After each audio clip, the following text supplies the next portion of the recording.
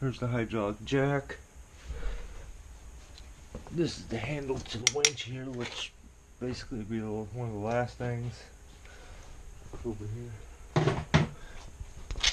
There's your extendable arm, and the pins are over in that bag, mounting bracket, and pulley. So, and once again, there's the main crane arm.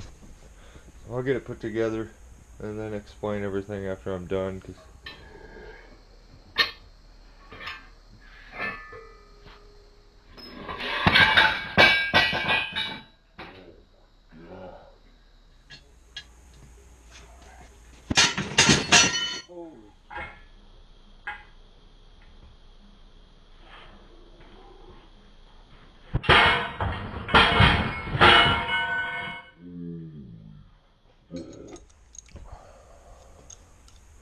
Alright, so we're finishing up here now. We have the crane put together, and I had plans on mounting this today, but I don't know if you can see out this dirty old window, but it is been raining all day.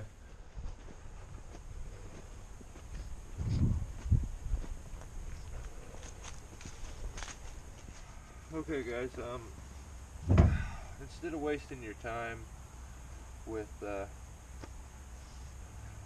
all the assembly and mounting of it, it took me about an hour altogether. I had no use for this trailer before, but with it like this, I'll put a couple little stakes here and there that maybe flip up and use it as a log trailer. But I'm mounted here now. Let me kind of get the light on it and show you. It consists of the 5 bolts you see there.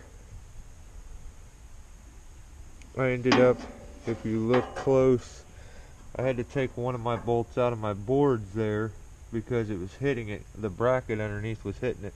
But that bolt for this ended up taking its place. These aren't the same bolts. The bolts that they gave me with the machine weren't right. They would work for like if you were bolting it straight into just thin, because I was going through, you know, 3-inch walnut slabs. This trailer is the trailer I made with my chainsaw and some old lumber. So, okay. I have to rewire everything, but get that wire out of our way. You see, should work just fine. If you look there, we're into the metal plate quite a bit. About half of it on, half of it off. And then, you know, we're into some like 3-inch black walnut, which is solid. Or have some metal welded on to brace it back to the I-beam here. A little, just, it wouldn't take much. Yep, that's it. Just the rest of the system just slides down onto this and a pin holds it in. So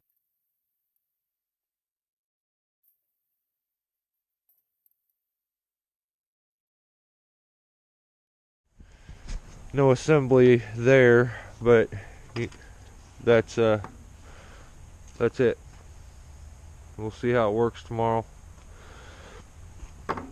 And to compensate the weight, you know, you have your axle there, and I don't want a bunch of pressure here on my on the tongue of the trailer when I do this. So I mean, for this time, all I did was, I was gonna test this, but it got dark on me, but I just put a block underneath there. But what I'll probably end up doing is putting a jack stand that pops out right there, maybe even one to the other side, depending on how the weight sets on it. We'll see. But yeah, we'll test the rest of it out tomorrow.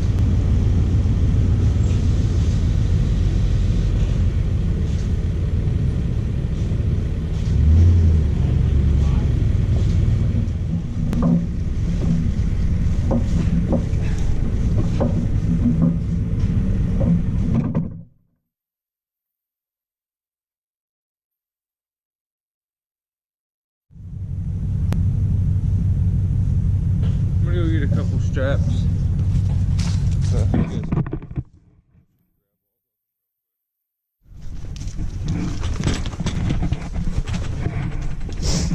Still can't find my damn coffee cup from like a week ago that I lost. Where the hell is that? Hey, there it is. Holy smokes. Sweet. That looks so incredibly staged, but I have been looking for this coffee cup for over a week. And that's probably one of the only spots I didn't look because I didn't actually think I went there. So that's pretty cool. But right now, I'm trying to think of what we should start with. Maybe we can start with, I'll roll this one off. We'll get one of these ones from underneath it. One of them first.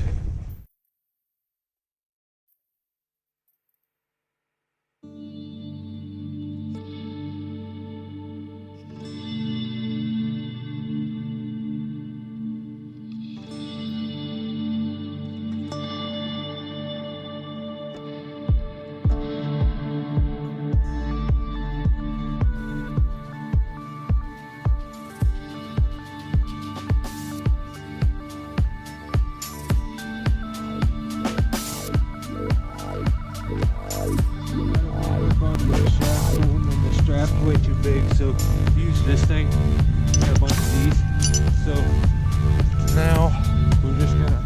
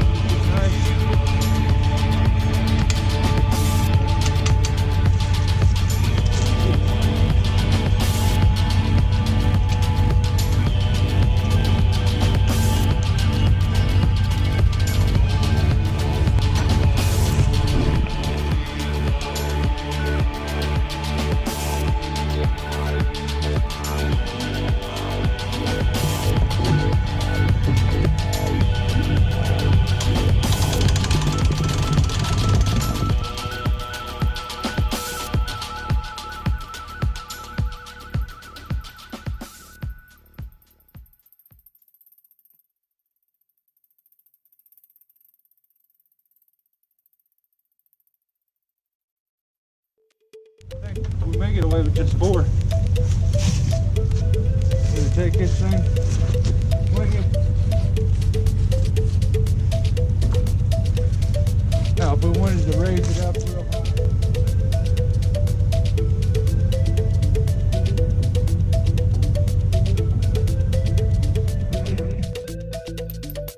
I'm gonna crank it down and snug the system up and just keep cranking it.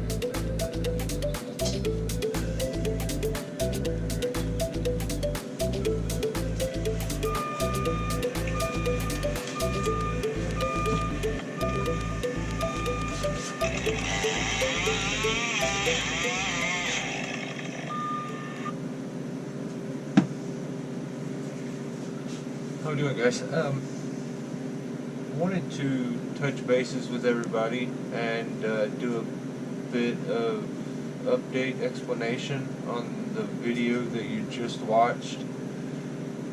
It was the second part of the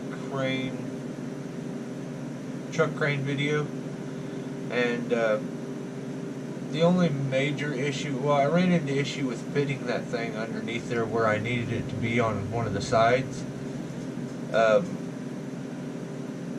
The I-beams were in the way, so really the only thing I have to anchor to is the black walnut slabs and a little bit of a plate of metal that goes through the middle. Let's just say it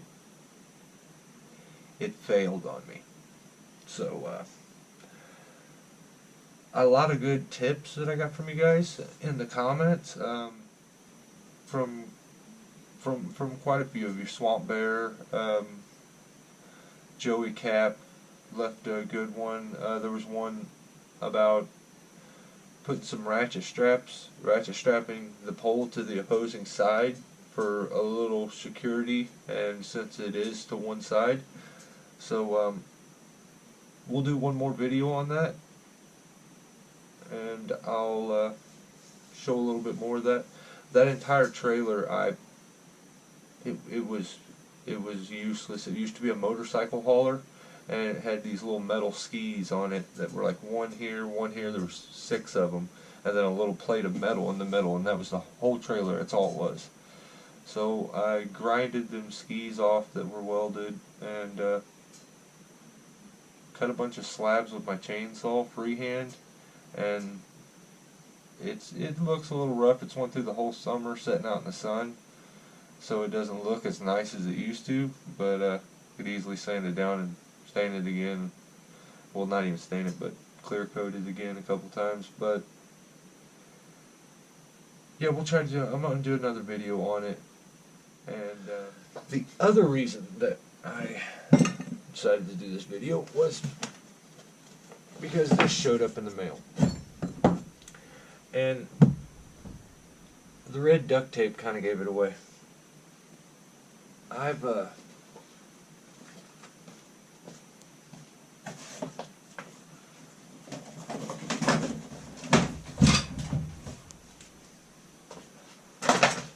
received a package or two before from this feller I know that is very fond of red duct tape. So the surprise of who's it from is usually given away pretty quick. This is from Greg Brown. Just, I could open this, it'd be a box full of crap, and I still want to just tell Greg thanks for just everything that he's done. He's one of the kindest guys I've ever met. It's been a privilege, you know, just getting to know him and talking with him. We message each other all the time. I'm a pretty private person. I kind of stick to myself, and I do these videos and stuff, but when it comes to being around people and talking and always messaging, but I'm a pretty just quiet person when it comes to that. I think the videos give me my outlet to do this, kind of as my way of, maybe it makes somebody's day better or helps them, or my way of giving entertaining, I guess. Greg is just, he's helped me a ton, whether it be from the axe that I have here that my tie job came off of, which I don't think I need anyway, but I use this so much because I like hand splitting firewood, and this is honestly the best axe that I've ever had for splitting wood. It has it splits so good. My other axes, there's no comparison. But Greg sent me this in the mail. Also, he sent me some really cool shirts. He has some of the coolest shirts that have a tree silhouette with some beavers up in the tree, and they're rigging out branches. It's awesome. He creates the aluminum tether that, you know, this thing's adjustable, it can be switched out to where you can use it, put them both to one side, and then you're able to use this system with a hitch climber, or it's just it can be adjusted out to use for pretty much anything as far as SRT. But Greg makes the tether, so anybody that's interested in those, let me know. If you guys have wanted to know about them, I've just put you in touch with Greg, and that's what I'll continue to do. And Greg also makes bollards, like porter wraps, but my bollard's out in the truck. He made me my bollard, and it is probably, as far as important tools, it's probably one of my more important tools. I love it. It's quality, and the guy is just. So let's go ahead and open this thing up, and let's see what Greg has done this time. I feel indebted to the guy as it is. I can only imagine how bad I'm going to feel and how much I'm going to feel like I owe him after this one. That's just Greg, though. Gotta love him.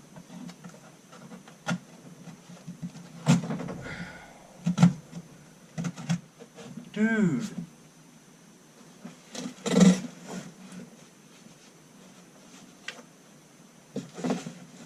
Holy smokes.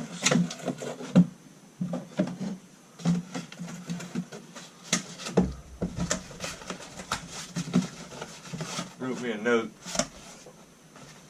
I'm glad I didn't rip it all up.